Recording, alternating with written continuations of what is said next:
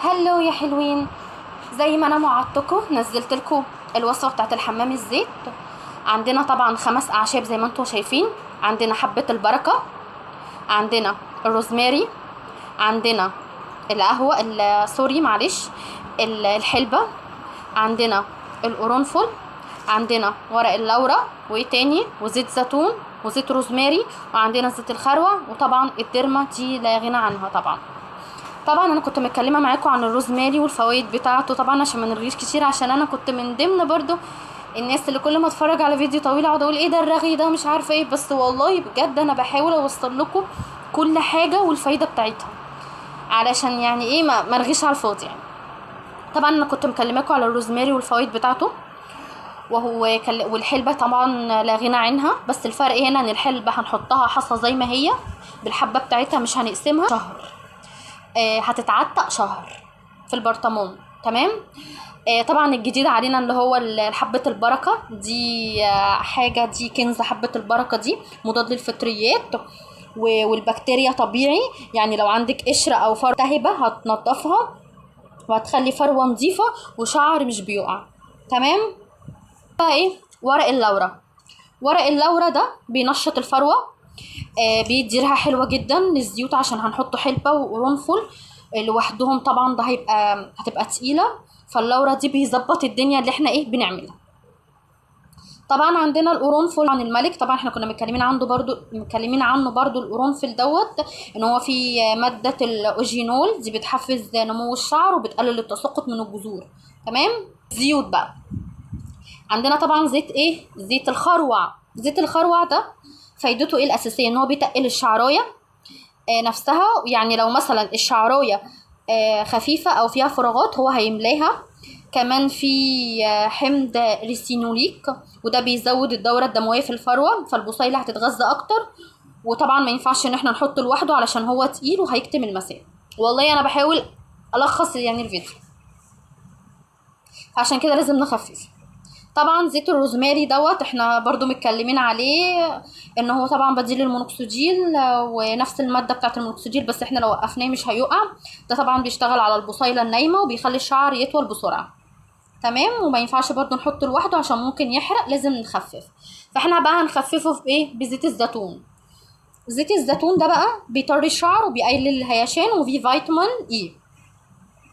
يبقى احنا هنا عندنا الخروع بيتقل، الروزماري هيحفز، الزيت الزيتون مرطب ومخفف للتلاتة عشان التلاتة كده بيكملوا بعض.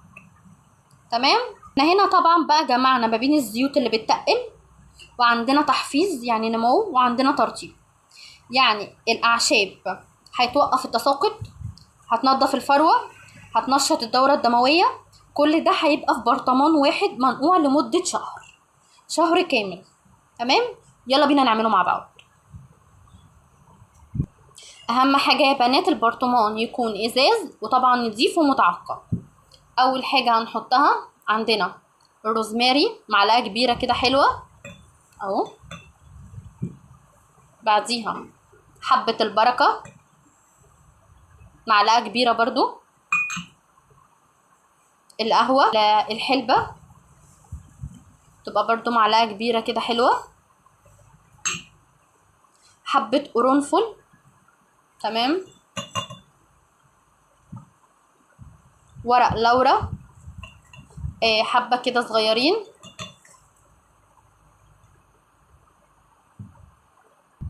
بصي بنقلبهم في بعض كده كويس قوي.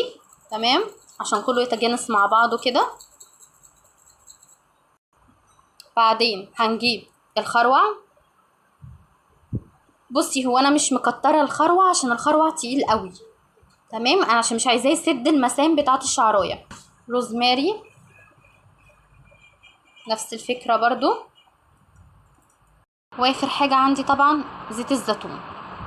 طبعا ما تنسيش لو استفدتي من الوصفات بتاعتي ما تنسيش تعملي لي لايك واشتراك وتفعلي زر الجرس عشان يوصلك كل جديد. تمام. طب كده احنا حطينا خلاص زيت الزيتون. طبعا هنرجه كده كويس قوي زي ما انتوا شايفين دوت. لازم يتحط في مكان ضلمه يتعتق لمده شهر. ما تفتحيش عليه لحد المده بتاعته ما تخلص. تمام. بصوا عندنا طبعا الدرمه الديرما دي لازم المقاس بتاعها يبقى ايه 5 مللي. ليه بقى 5 مللي؟ هفهمكم انا ليه 5 مللي. في المقاسات الديرما ال 25 مللي طبعا بلاش منها، عندنا 25 و5 من 10 مللي، وعندنا 1 مللي. احنا هنستخدم ايه للشعر؟ هنستخدم ال 5 مللي. ليه؟ علشان ال 25 مللي دي بتبقى ضعيفه قوي، مش هتوصل الزيت للبصيله ذات نفسها. ال1 مللي دي قويه جدا للشعر وبتجيب دم وممكن تعمل لك التهابات. اما ال 5 مللي اللي هو المقاس الذهبي دوت بتعمل ايه بقى؟ بتعمل فتحات كده صغيره قوي في الفروه من غير الم ولا دم. الفتحات دي اللي بتخلي الشعر ينزل، اللي بتخلي الزيت ينزل تحت الجلد البصيله مباشره بدون ما بيعمل ما يفضل على سطح الفروه. فايدتها ايه مع الزيت بقى؟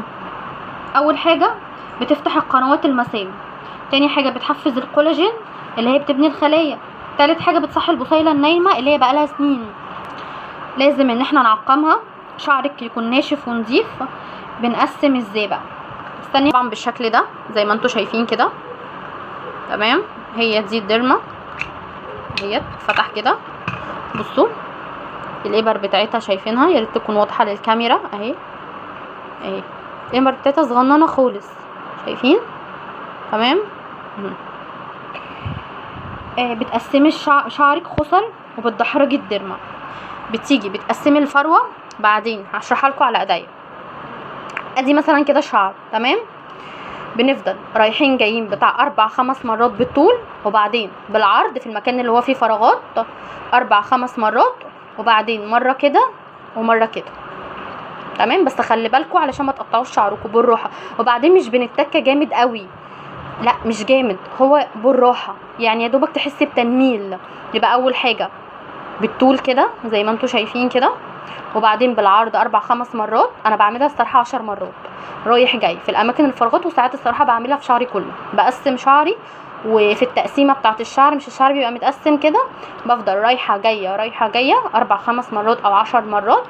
بعدين اروح عامله بالعرض زي ما الناس اللي شعرها يلتهب لو اتعملت الديرما، عملت ديرما وبعدين هتحط الزيت، بلاش، خلي الزيت تحطيه تاني يوم. دي بتتعمل مرة واحدة في الاسبوع مش اكتر، عشان الفروة محتاجة وقت ترتاح وتبني خلايا جديدة، تمام. ده هيبقى اسرع وصفة تطويل وملء فراغات ومنع تساقط. اهم حاجة التزمي بالتعقيم، اصبري شهرين مع السبراي اللي عملناه مع بعض، وان شاء الله هتدعي. باي باي.